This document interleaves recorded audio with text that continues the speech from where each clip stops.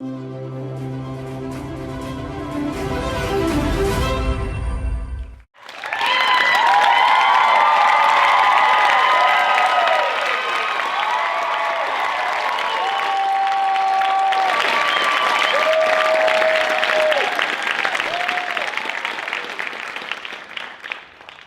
remote Argentinian mountains, 500 feet above the valley floor, I cling to sheer rock.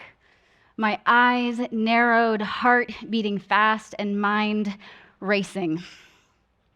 The tips of my toes stand on edges the size of dimes, while my hand searches desperately across the rock face. I look down at the rope, the lifeline tied to my harness, and I tug on it in panic, just to be sure it's still tied. Suddenly, I'm aware of how much I do not want to fall. My mind is filled by everything that is wrong and scary and out of my control, while my muscles begin to tire and tremble. I check the climbing gear on my harness, and I snap at the photographer, "I need another number 3, very Gollum style. In my tunnel vision, stuck in my spiraling thoughts, the world feels really, really contracted, when in fact, I am surrounded by blue skies and high altitude mountains that people travel around the world to explore. People like me. Allow me to explain. I am a rock climber. I've been scaling walls from 50 to 2,000 feet for over a dozen years now. Early on in my flirtation with climbing, I noticed to my incredible surprise that it brought me into the present, where my thoughts, my body, and my awareness were in the same place at the same time. For my habitually anxious mind, this was groundbreaking. So groundbreaking that it drove me to construct my life, my community, and my profession around this pursuit of mindfulness. With this trip, high in northern Patagonia, I found a new experience of the present that I had not been faced with before. For me, waking up to this moment started with a comment. "Blake, you're thinking fast," the photographer's assistant said tentatively from a nearby ledge. Immediately I thought, how did you know? He knew because it was very obvious. My mind was racing, thrashing with fear and blame. This climb is easy. Stop being scared. This is the photographer's fault. This rock climb, well within my physical abilities, was part of a bigger context, a looming breakup while on a professional, international photo shoot of all things. So yes, my mind was racing. Automatic reactions from fear and so much uncertainty. Rock climbing is a unique classroom for recognizing fast thinking. It was through this classroom that I first noticed and began slowing my mind's reactions to fear, both on and off the rock. But we all experience fast thinking, where we have racing thoughts mixed with uncomfortable emotions that take us out of the present.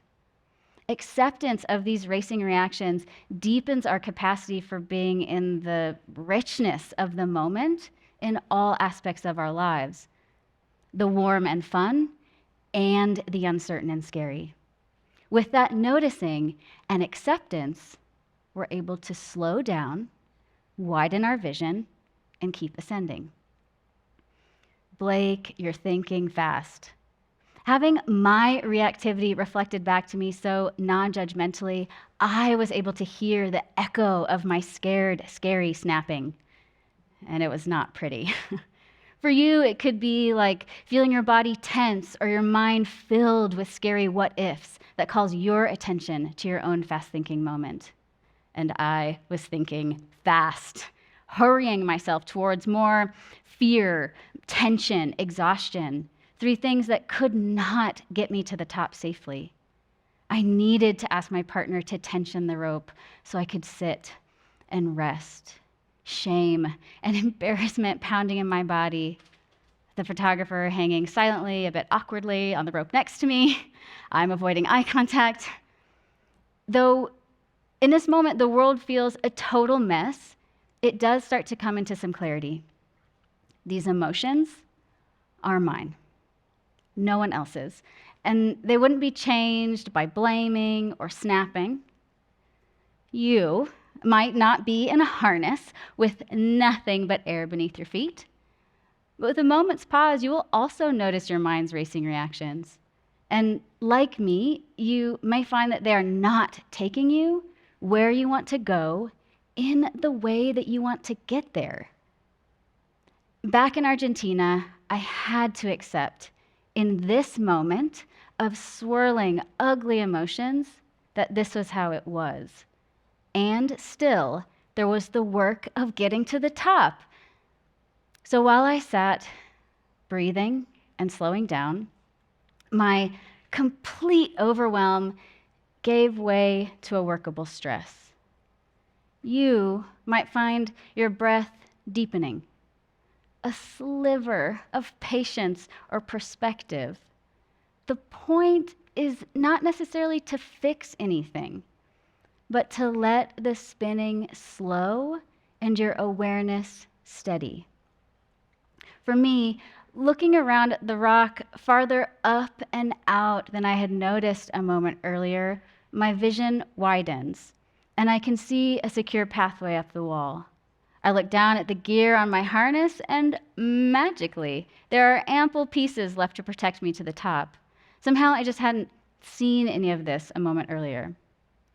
When we slow our thoughts, we're able to see reality in more detail. With that awareness, we now have more choice in how we want to move up the mountain, approaching it with our slower minds, more in touch with reality and how we want to be. The more we practice noticing these reactive states with less judgment, accepting them as normal and temporary, the easier it becomes to slow down, see clearly, and respond. And in that way, invite more slow thinking into every moment of our lives. On that windy alpine day, I hitched up my skinny jeans and decided I was okay to keep going. Woo. Because, yes! I had to decide I was okay to keep going because what other option do we have? Whether we like it or not, this world can leave us thinking fast, tunnel visioned, and a total mess in any moment. We do have choice, though, of how we go from there. Fast or slow? Automatic or deliberate? For all of us, uncovering our natural capacity for mindfulness requires clearing away the barriers we've built against it by our reactions to fear and uncertainty. We begin clearing away those barriers by stepping purposefully into our fast thinking and choosing to slow down. Thank you.